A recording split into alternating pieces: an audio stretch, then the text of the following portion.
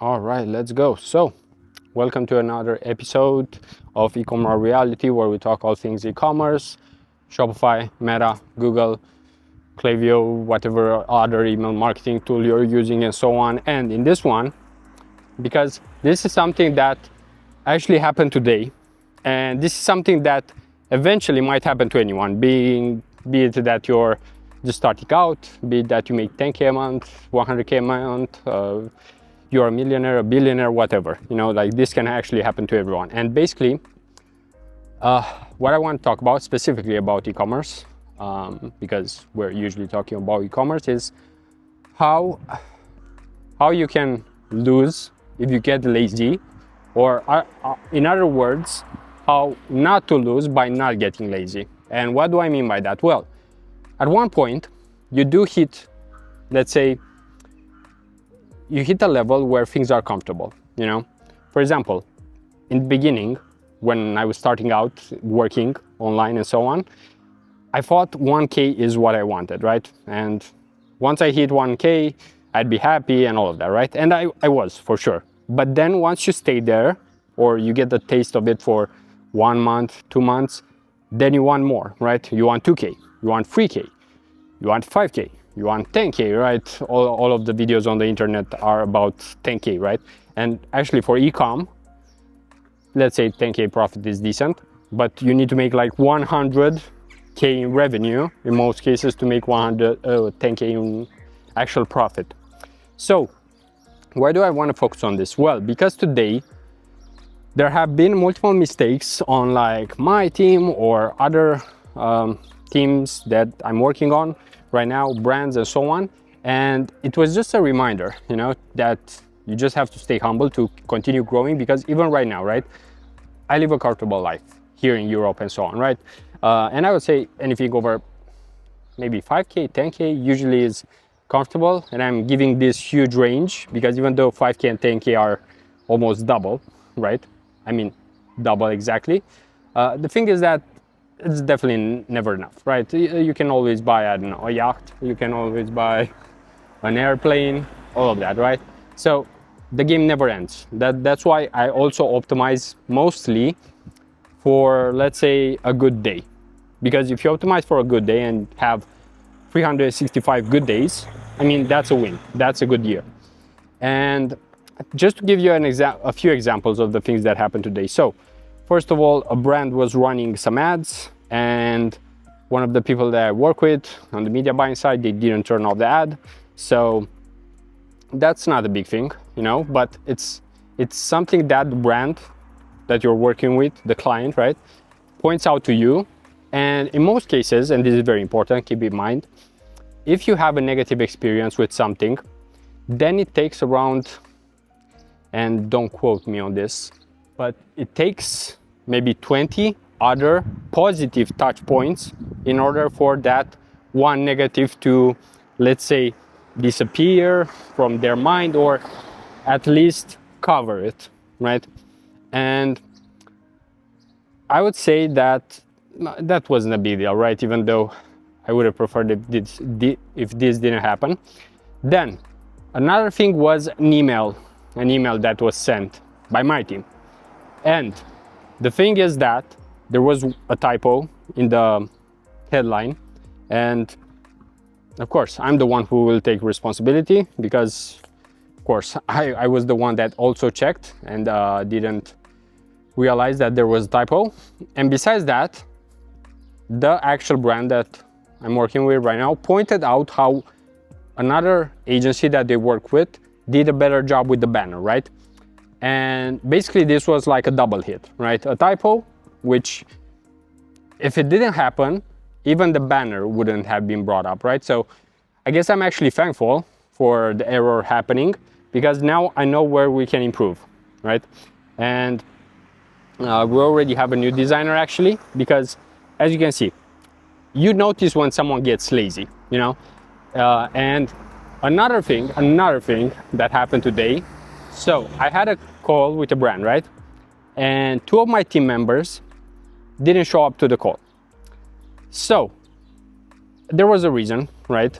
And actually both of them forgot, But the thing is that you do see how someone just doesn't take things seriously at one point, you know, which is annoying. Because think of it, you are actually having just one role, I would say, right? One job in most cases. Of course, you do other things as well. But the main thing is that if you don't take seriously even the smaller things, you know, or yeah, if you don't show enough respect towards who you're working with and what you're working with, then eventually that's how you will act in all of the cases in your life, you know, in relationships,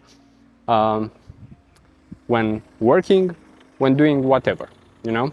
So I think this is also a reminder for myself, and also make sure to talk with the people that I work with, because at one point, and I've seen this in myself, right? You just get more comfortable, lazier to some extent, and then you actually decline, you know. And this happens, to go back to eCom, this happens when, let's say, your brand is doing well and you're happy with what it's doing, and you're not even trying. You're not trying new creatives, you're not testing, you're not thinking about new landing pages, you're just not doing enough, you know.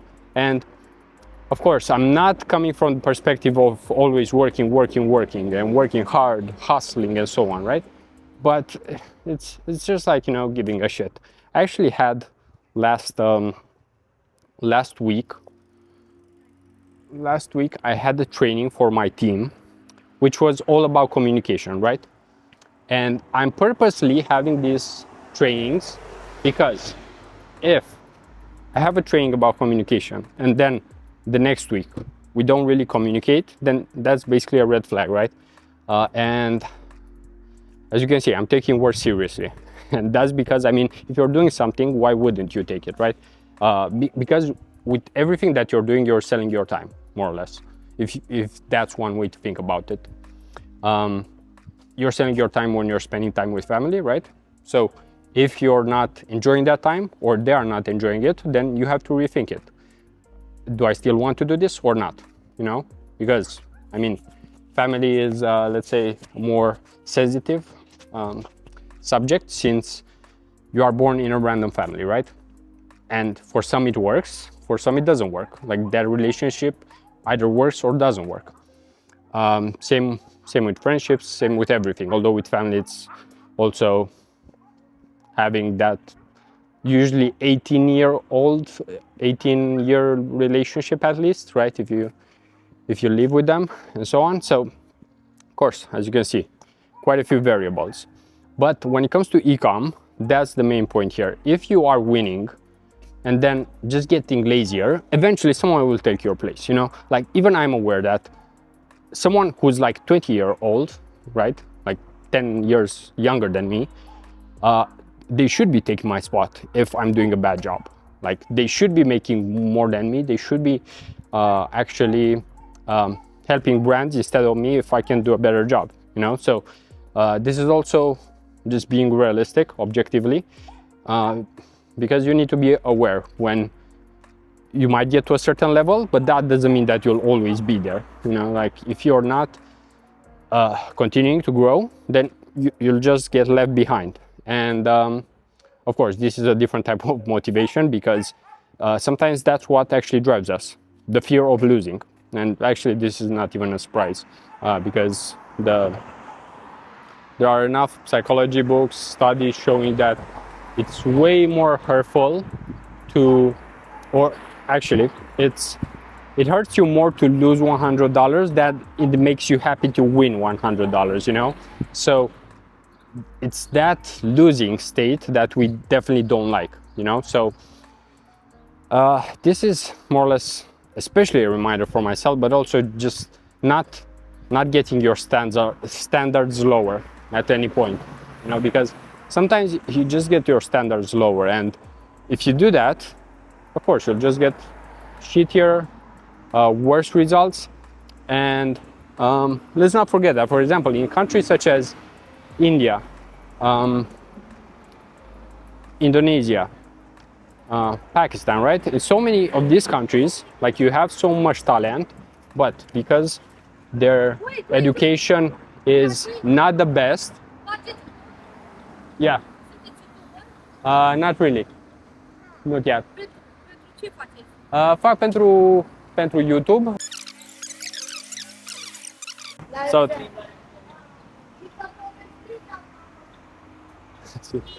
all right, so I'm back. Just met with some kids in here. I like that they are active, I guess, you know.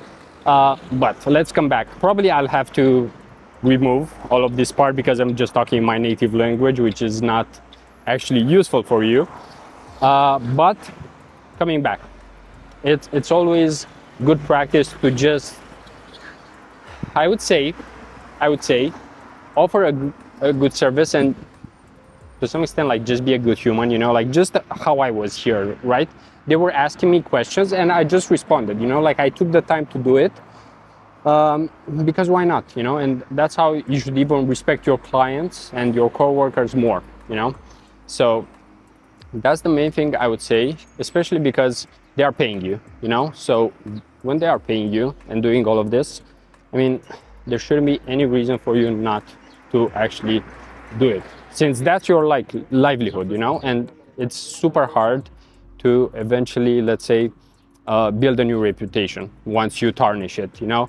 So yeah, as you can see, this is more so a video of nothing new necessarily, because we all know we should respect and all of that, but do we actually do it? Not really. So I'll end it with that. And if you enjoyed it, you can leave a like, subscribe, and so on, you know, all of the things. And until next time, peace out.